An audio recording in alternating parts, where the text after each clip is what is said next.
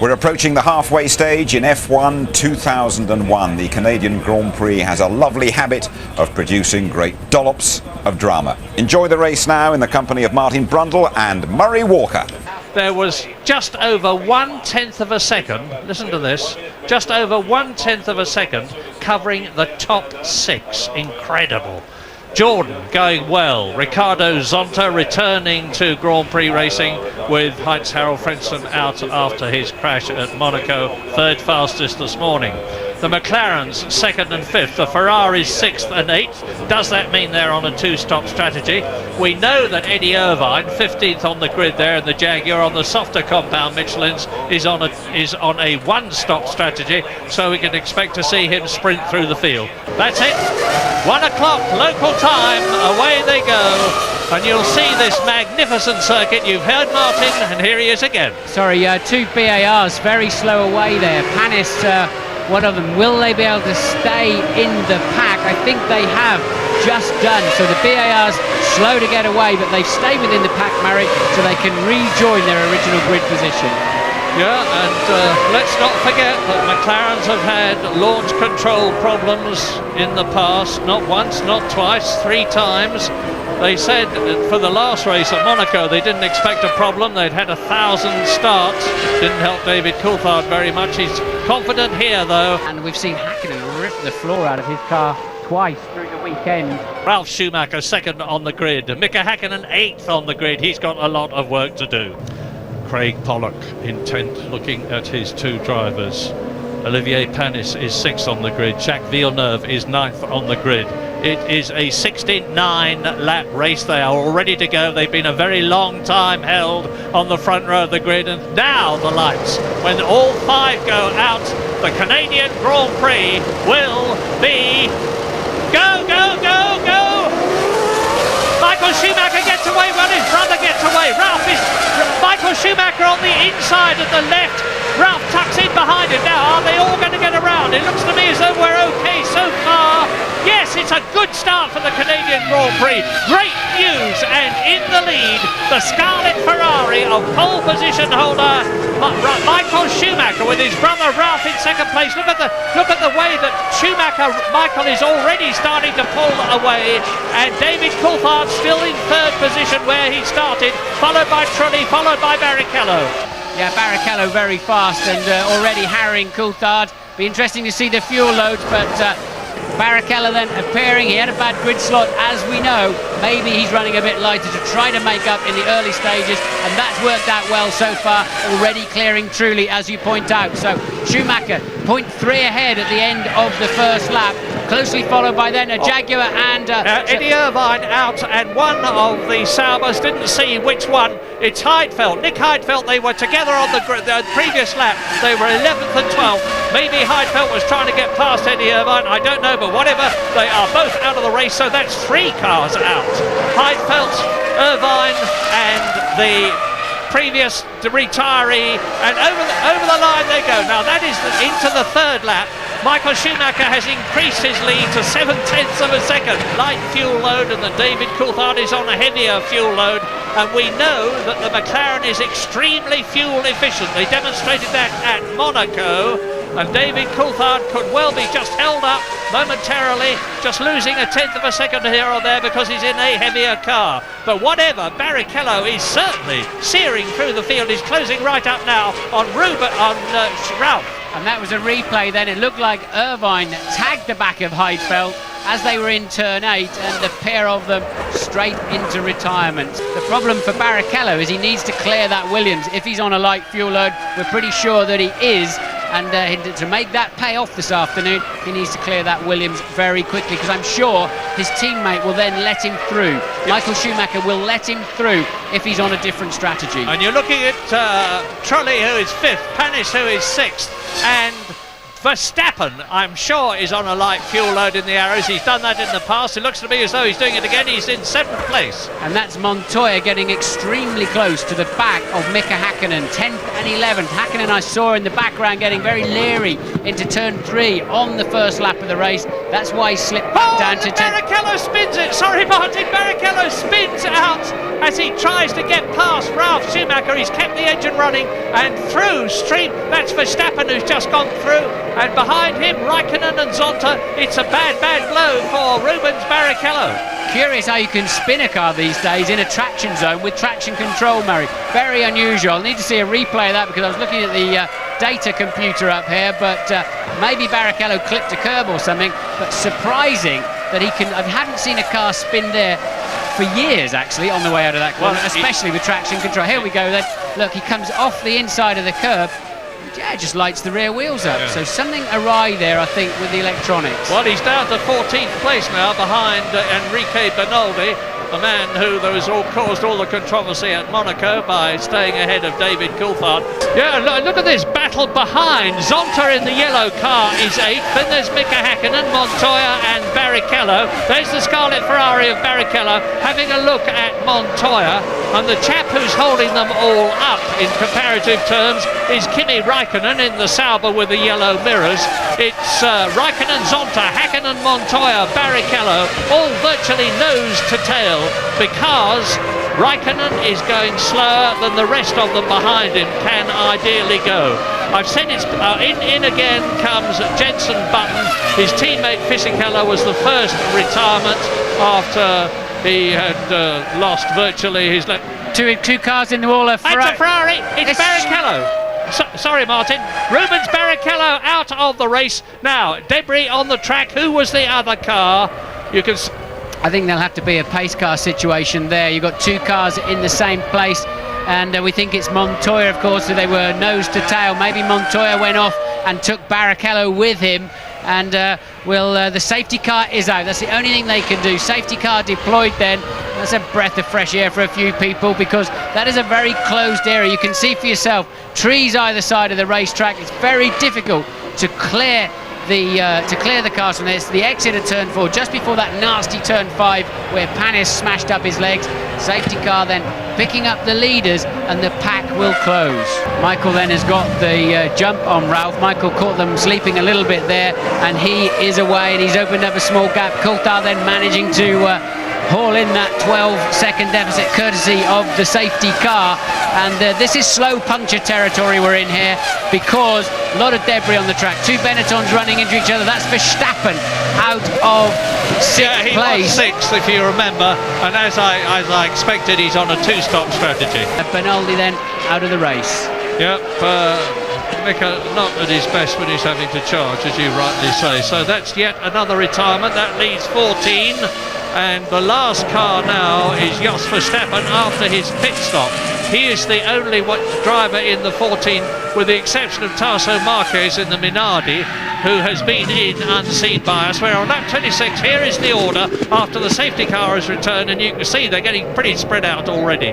Ralf Schumacher 2.5 seconds behind his brother and 1.5 seconds ahead of David Coulthard. You can see how close Trulli is behind him, and Panis is behind Trulli. And that's down to 5th position. Kimi Raikkonen is 1.5 seconds behind Panis, still in the points, 6th position. Zonta is 7th, Häkkinen is 8th. That is the end of their 34th lap, and the gap is 0.6 of a second. So there's 35 laps to go. 34 gone, 35 to go, including the one they are on.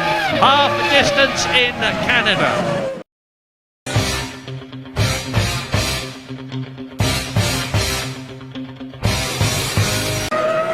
Nothing. Are we going to see Villeneuve just beginning to falter and sensibly getting out of Alesi's way?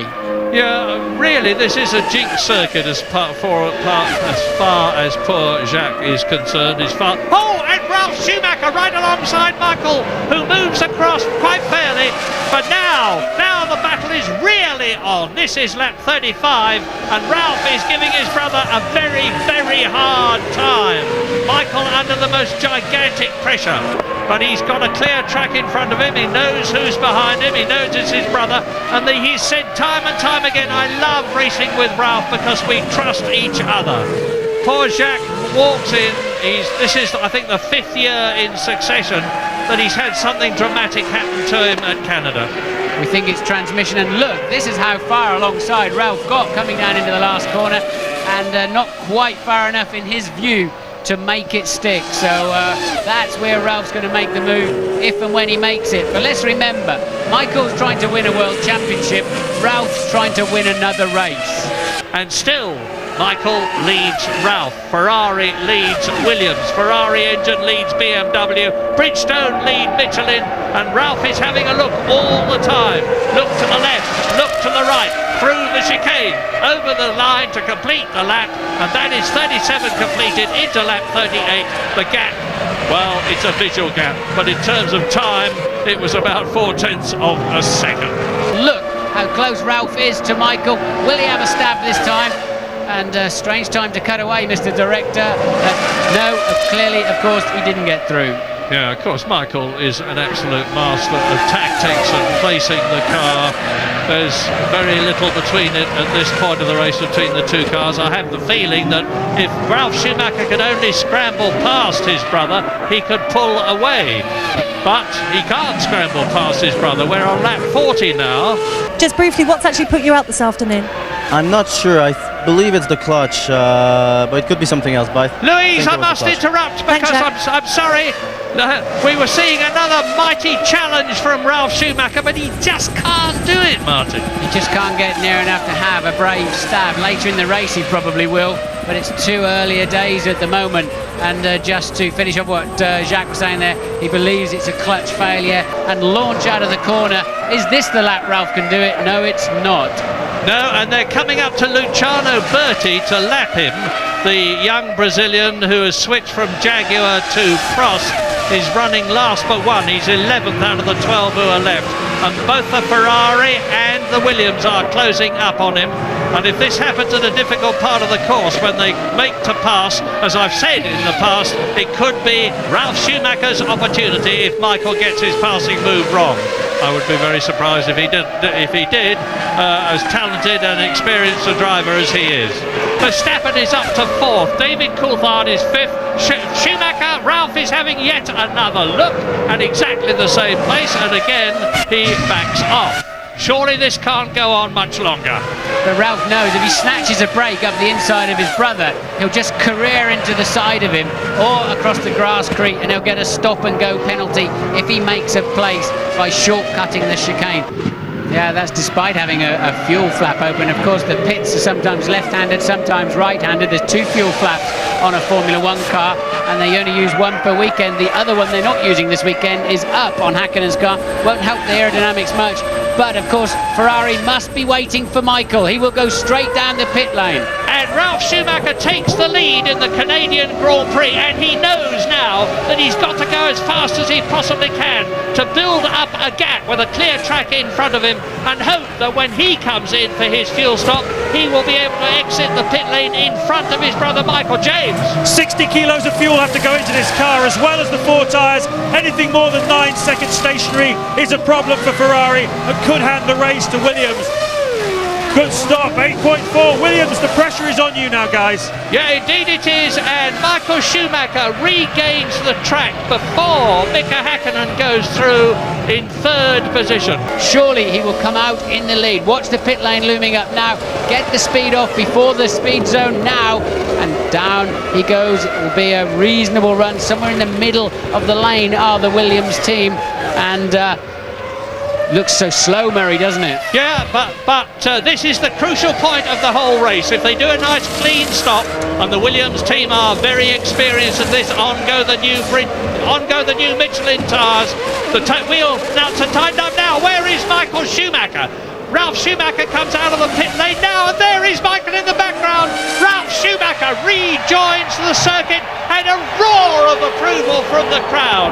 They can tell a real fight when they see one, and Ralf Schumacher looks, I'm going to be very cautious in what I say now, looks as though he is on the way to a second brilliant victory of the year. Häkkinen cleared, Coulthard in the pits, unscheduled stop. Terminal problem for David Coulthard. Yeah, that is an unscheduled stop, and a final stop too. This is going to be the first race of the year in which David Coulthard has not scored points. James. burst of flame as he comes down, and the engine, of course, you can see for yourself, has blown up, but he kept it going all the way down the pit lane. I'm looking for trails of oil, enormous amounts of smoke, but I have to tell you guys, I'm down here in the Williams garage at the moment, and they are so pumped up. I was talking to Patrick Head before this race. He said, we've got to get these boys back into the mentality that we come to a racetrack to win. It's been a few years since we had that mentality. I'm getting them back into thinking that way, and this weekend we really feel that way. You remember in qualifying, they took the gamble to go with the harder Michelin tyre. They were thinking all weekend about the race, about coming here to get 10 points, and they are all so pumped up. It's incredible. So Michael then just really driving for the 6 points, lapping 8/10 slower than his brother, but his brother's cruising as well now. They've been in the 17s, they're now in the 19s and 20s. There's nothing to be gained. Oh, that's Verstappen. That's Verstappen out of the race. It's exactly what you said was going to happen. Afraid so. You could see it coming. That's going to be a brake failure, and it always goes when you most need them. Well, Martin, that means that Jaguar are now on a potential World Championship point. The first one in the team for Pedro de la Rosa. Eddie Irvine, of course, finished in third place at Monaco, and there is the spin that took Jos Verstappen, probably due to a brake failure, out of the race and promoted Pedro de la Rosa to 6th position as he enters that long straight for the last time.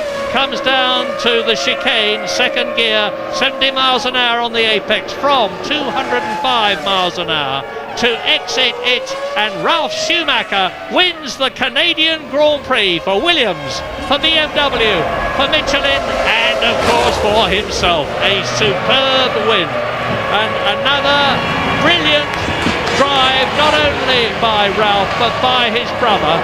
Brothers are going to finish first and second here at Canada. Still waiting for Michael. Here he is, 6 World Championship points more in this race than David Coulthard.